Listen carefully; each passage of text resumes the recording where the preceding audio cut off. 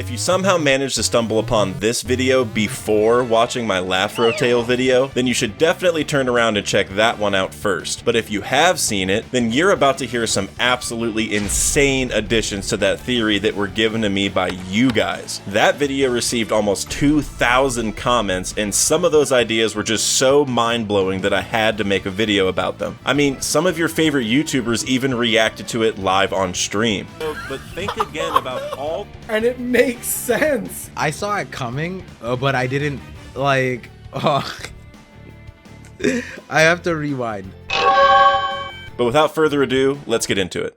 Yeah. Obviously, there was a lot said in my LAFRO TALE video, like the One Piece is an afro, it's inside of a whale named Davey Jones, and that Luffy will use that afro to have Davey help him destroy the Red Line. But somehow, there's still a lot that I managed to miss or skim over that the comments filled in for me. And I think everyone can feel good that the most frequent comment on the entire video was some version of, but nobody asks how is the One Piece. And I mean, we had over a dozen people ask that question, but the first one was Gandhi-san. So Gandhi, you can rest easy knowing that everyone is indeed wondering how the One Piece is doing. But our next top comment was first said by Matthew Sam, as well as at least 9 other people, and it was about the fact that the center of Long Ring Longland could just be the location of Davey's blowhole. And that's what causes the annual tides for Agua Laguna. I mean, whales are already known to hold their breath for long periods of time in our world, with the longest recorded being up to 222 minutes, but perhaps Davey is so big that he does so only once a year, and the rising tides each year may be tied to the fact that Davey is still growing, or at least growing more agitated or anxious about the fact that he's been locked up so long. And when Davey inhales afterward, that's why there's sustained low tides near Long Ring Longland, and that also might just be our crew's one chance to get into Laugh Tale each year. I think this honestly makes a lot of sense and would even be a very Oda-esque thing to do. But our next top comment is about the will of D, and the fact that Davey starts with the letter D. And the first one to bring this up was Ivan, who wondered if the D we've all wondered about this entire time could just mean Davey Jones. And shout out again to Dire Regulus for having a similar idea in his own video. It's as if JOYBOY'S crew could have carried on that initial in their family names so that the will could be carried forward so that the Red Line is still ultimately destroyed. It reminds me kind of how Brook's crew found some level of peace when they understood that Brook would come back and meet Laboon again. Maybe the D clan was the same way about Davey Jones, just 800 years in the future. I absolutely love that idea, and shout out to the other 9 or more people that brought it up as well. But another idea that was first brought up by Robin Black was that the Davey back fights may not have just been a fight to get Davey back, but a fight on Davey's back, as if Davey was just so massive that they could battle right on top of him. And since the final fight of a Davey back fight occurs randomly, quote unquote, Davey's back could have very well been a location for the final fight. And another possibility about Davey that was first brought up by the Space Pirate King was that Davey was cursed to the bottom of the sea because he had a devil fruit. This could explain how Davey was immobilized this entire time as well. And maybe once he's freed, he can float and move around again. And who knows what kind of fruit Davey could have, and maybe it's one that helps him destroy the Red Line in the first place. Let me know if you have any ideas about his fruit in the comments. But now let's pivot away from Davey Jones for a second and talk about some of the additions to the idea that Laugh Tale is near or under Long Ring Longland. And the first one I want to bring up is this panel from Wano that was first mentioned by Funny Game Shows. I know this panel is supposed to be Zunisha walking toward Wano, but take a closer look. Don't those pillars look a lot like Long Ring Longland? It's the same set of panels where Zunisha is thinking back to their time with JOYBOY, and the fact it's the first time in 800 years that Zunisha has heard the drums of liberation. So perhaps this is just a hint that this was the last place Zunisha saw JOYBOY before he was stuck inside Davey Jones forever. I mean, sure, this could just be Wano, but that does look eerily close to a ring of islands, just like Long Ring Longland. And another thing that looks eerily close to that is a version of the sun symbol that we've seen so many times throughout the story. It's a circle with a ring of smaller circles around it, which Sean was the first one to say is literally how Long Ring Longland looks, which also means that Long Long Ring Longland looks like a sun, which could yet be another obvious hint to Laugh Tale's location due to all the sun symbolism in the story, and the fact that Luffy's fruit may be connected to the sun god. I mean, Wano has been isolated for 800 years, and they use different symbols to indicate which ports to meet at, so I wouldn't rule out the idea that the ancient kingdom could also use a symbol to indicate a certain location as well. And Vidit Gupta included the idea that maybe the continent polar nickname for oars is related to the fact that Long Ring Longland had 10 points that were pulled upwards to form the shape that it's in today. I know many people have said that the continent polar name is tied to Wano because it has various regions with different climates, and honestly I don't see why it can't just be both. I mean, Oars' Joy Boy is already a prominent idea over on the Marshall D. Preach channel, and this would be an excellent way to tie Oars and the continent polar name together. But now I want to pivot to some comments about Emu, like this comment from Kafa Wee and a few others about how Emu's head is split into 4 points. And if Foxy's head was 2-piece and the afro is the 1-piece, maybe Emu's 4-pointed head is tied to the planet being split into 4 blues. And I know we've all been wondering about Emu's giant straw hat in Marijois, and I think this comment from Myriad might start explaining what that hat is for. Because if we're talking about Joy Boy having an afro, he would probably also need a big straw hat to fit around it. And if Zunisha is that big, and we expect Davy to be massive as well, and Joy Boy might even have a chance to be the original Oars, then what's stopping Joy Boy's afro from also being huge, just like the straw hat that we saw in Marijois? And think about the fact that Fishman Island is directly underneath Marijois in the Red Line. So if the Red Line were to ever be destroyed, it would likely fulfill Madame Chiarli's prophecy where Luffy destroys Fishman Island, just as Justify These Heathens pointed out in the comments. This might reinforce the idea that Joy Boy's goal was to destroy the Red Line, since he even had a ship built to take them all to the surface. But obviously he had to leave that poneglyph with the apology on it behind, because we all need to wait for Luffy to come along and accomplish it 800 years after Joy Boy tried to. And I actually have a lot more to say about all of that, as well as Emu, but I'm gonna save that for my next video, which is all about Emu's plan, the Void Century, and maybe even how Devil Fruits really work. So make sure to subscribe so you don't miss when that video drops. But now I want to talk about some of my personal favorite comments, like this one from Arctos about how Brook always has a crown on his afro. And if we're talking about the One Piece being an afro and stuck under crown-shaped Long Ring Longland, and we've even seen Brook in the same sun god Nika pose, then maybe that crown has been a hint to the One Piece's identity all along. And speaking of afro hints, what about the whale tree in Zoe that's basically holding up a giant afro? I mean, sure, the afro is a little more horizontal than normal, but come on, I think it still counts. And thanks to Ganjas for bringing this up first. And somehow, despite having an entire video on afros, I missed the fact that Gaimon is supposedly Oda's favorite character. And maybe that's changed by now, but he did say it in an interview once. So that funny little man with an afro that's stuck in a treasure chest is the author's favorite character?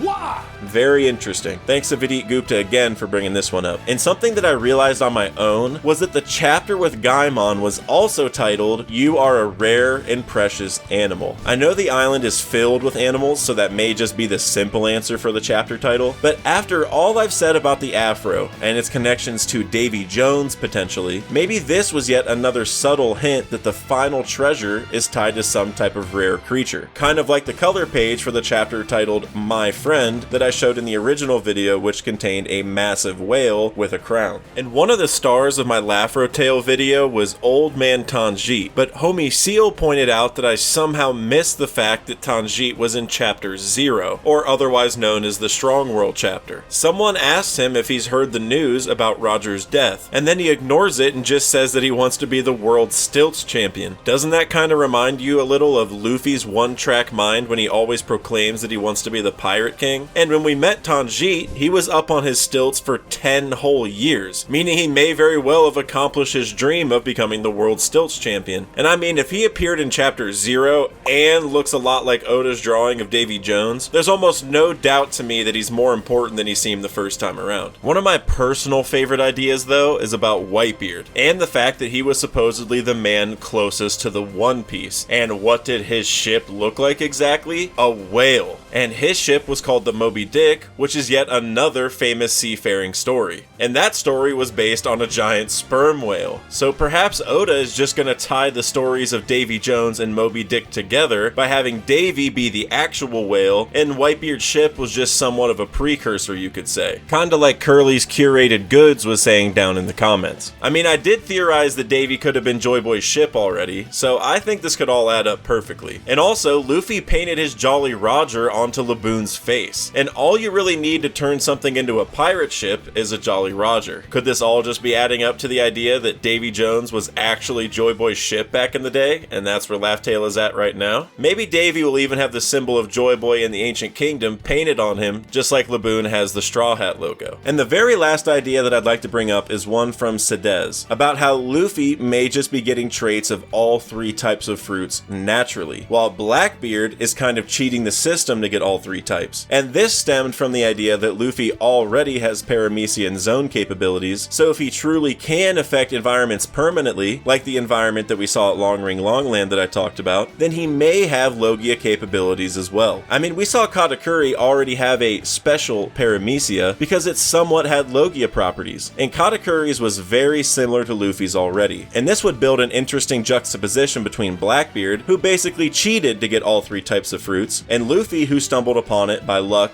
determination, and battle prowess. Well, as usual guys, please be sure to like the video and help out my channel by subscribing if you haven't already, because that's all I have for today. But there will be more coming soon, so maybe in the meantime you'll want to check out one of these other two videos if you haven't already.